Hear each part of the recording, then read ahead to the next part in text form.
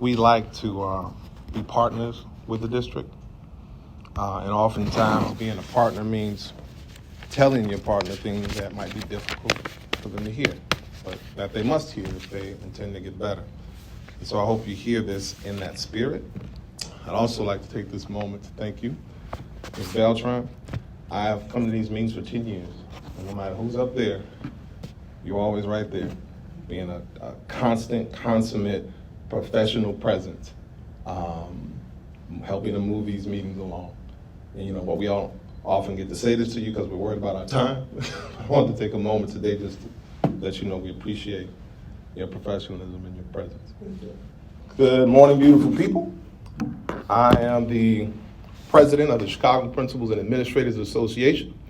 Our mission at its core is to establish working and learning conditions that allow us to realize the full human potential of Chicago's students and school communities. Whenever there's an obstacle that gets in the way of that mission, principals and assistant principals bring their concerns about those obstacles to me. I am in my 7th year as president of this association, and I've fielded literally thousands of concerns and complaints about everything from staff to parents to LSC members to ISBE. But when it comes to the obstacles that block principals and assistant principals from being able to realize the full God-given talent of their students, there is no group that principals have complained more about than the administration housed right here in this building. Whether it's the compliance paperwork demands that you make, the god-awful custodial companies that you hire to not clean our schools, or an HR department that takes so long to staff new hires that principals have lost candidates who went on to other jobs because HR took more than 16 weeks to get them staffed. Today, however, I want to focus on the Office of Network Supports, ONS. At the beginning of this week, I sent the CEO, every network chief, and every member of this board a letter written collaboratively with input from more than 70 principals and assistant principals. The letter addresses a lack of planning and forethought from the officials who created the district's beginning of the year compliance checklist. In short, less than 2 weeks before teachers were to return, the district gave principals a compliance checklist with over 50 items on it. Then the district and network officials scheduled a series of principal meetings outside their buildings. So you have this last-minute checklist that takes principals away from preparing for their students and teachers. Then you have these meetings which take principals away from the checklist and away from preparing for their students. All of this was dropped on principals and assistant principals just days before the start of school. Since you all have that letter, that collaborative letter, I'm going to spend the remainder of my time today reading a different letter that I received just yesterday from one veteran principal. And for those who may not have seen it, it's in your CPS email accounts. We have not met officially in person, but I appreciate your leadership. This is the letter, the email. I am mentoring a few new principals informally and have been in touch with several new principals who are constantly reaching out for support. What I'm hearing across the board is that new principals are feeling overwhelmed by their networks, that new principals are being told last minute that their chief, deputy, or ISL will be visiting their schools the next day. They're getting visits each week by different members of the network staff, having to share the same story to each person who visits on where they are in preparation for the return to school. There are also tons of compliance emails sent daily and follow-up phone calls regarding this busy work.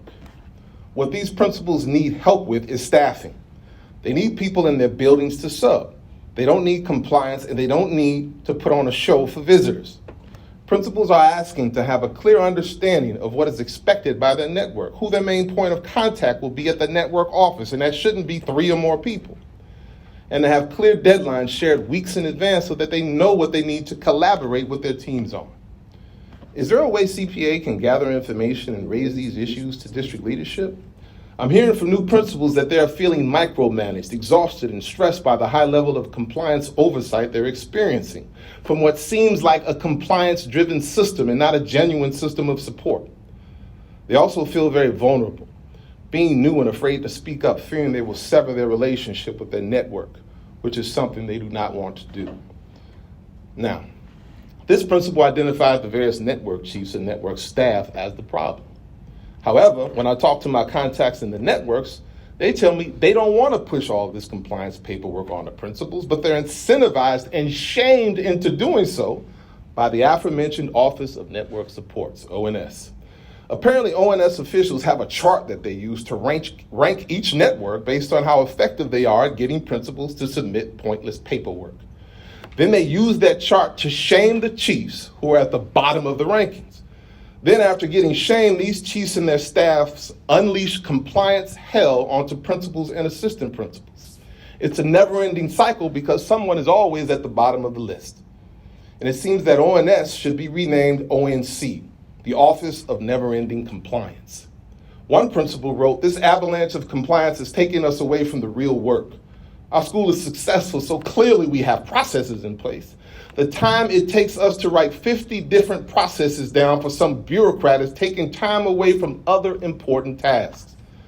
They want us to spend more time proving we do the work than actually doing the work."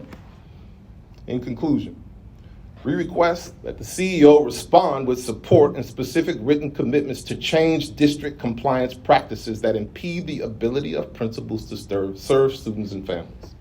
Support is the key word here. Showing up with a checklist is not support. Principals need people to help them craft and implement the plans, not just ask where those plans are.